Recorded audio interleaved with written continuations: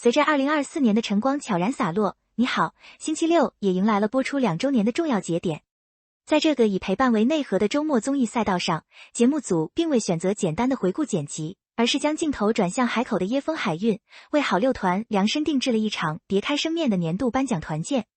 何炅、谭健次、李雪琴、秦霄贤、王鹤棣、丁程鑫、杨迪、吴泽林等人从忙碌的行程中抽身，齐聚一堂。这不仅是对2023年舞台高光的集中盘点，更是一次对团队默契与情感羁绊的温柔加冕。从初入镜头时的试探，到如今无需多言的默契，这群性格迥异的艺人在数十期节目的打磨中，早已跨越了同事的界限，沉淀出一种类似家人般的归属感。每当看到此类以颁奖为名的团建企划，我总会忍不住感慨，内娱综艺的迭代速度虽如疾风骤雨，但真正能留住观众的，从来不是炫目的特效或刻意制造的冲突，而是人与人之间真实流动的温度。一档节目能否长久，取决于它是否愿意把人放在规则之上，而你好，星期六显然深谙此道。在正式颁奖开启前，节目组巧妙设置了正话反说的破冰环节。规则要求嘉宾用反向逻辑指出他人不如自己的地方，这看似轻描淡写的语言游戏，实则是对临场反应与社交智商的极限测试。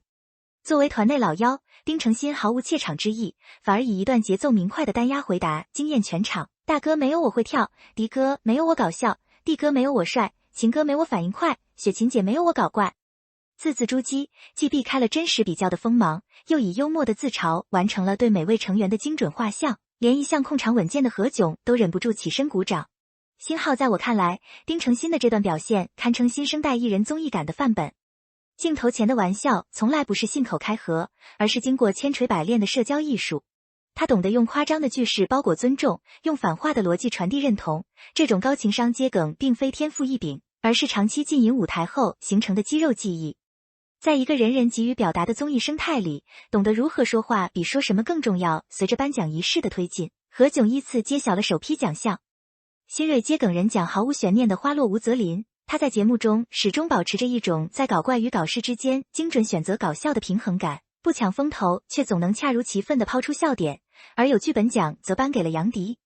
这个看似带点调侃意味的奖项，实则是对他综艺掌控力的高度致敬。杨迪早已成为内娱的气氛定海神针，他制造的爆笑场面看似经过设计，实则是多年经验沉淀下的即兴本能。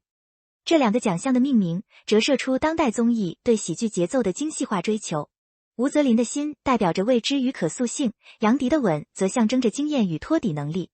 观众之所以愿意持续买单，是因为他们看透了综艺的工业逻辑，却依然选择为那份不掺杂质的快乐驻足。在这个追求瞬时爆点的时代，能够持续输出稳定情绪价值的人，才是真正懂得与时代共振的创作者。颁奖环节继续升温，节目组将左右为难奖颁给了李雪琴。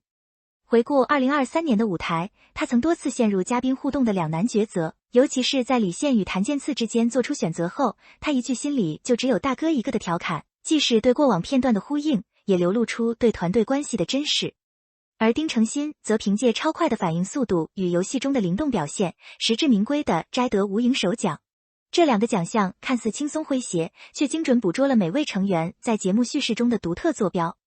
李雪琴的左右为难，恰恰映射出当代年轻人在社交场域中普遍面临的抉择焦虑，而节目用幽默将其轻巧化解，反而让观众产生了强烈的心理共鸣。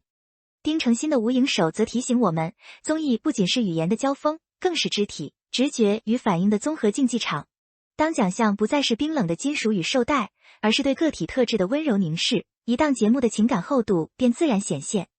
颁奖里的余温尚未散去，众人已移步至泳池畔，开启名为浇不灭的团魂的户外挑战。其中，经典游戏321看这边被搬上升级版舞台，竞争瞬间白热化。第二轮对决中，谭健次与王鹤棣联手迎战杨迪与秦霄贤。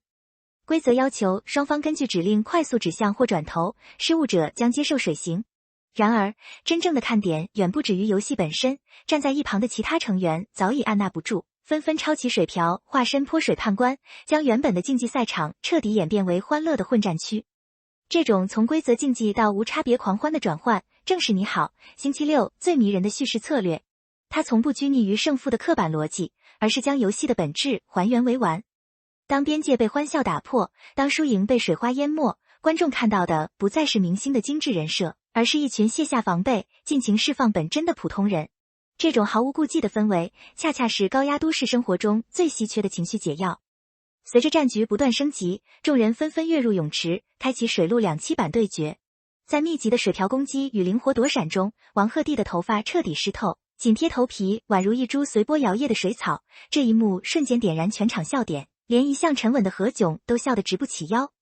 谭健次的机敏控场，王鹤棣的外放张力，杨迪的机智闪躲，秦霄贤的憨厚反应，交织成一幅生动鲜活的群像画卷。节目组事后透露，这场年度现场之所以精彩跌宕，正是因为熟人局特有的毫无顾忌与即兴发挥。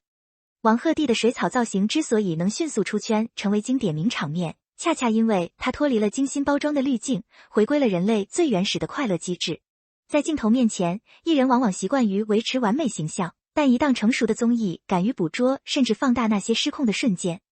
水花打湿的不仅是发型，更是人与人之间那道名为距离的隐形墙。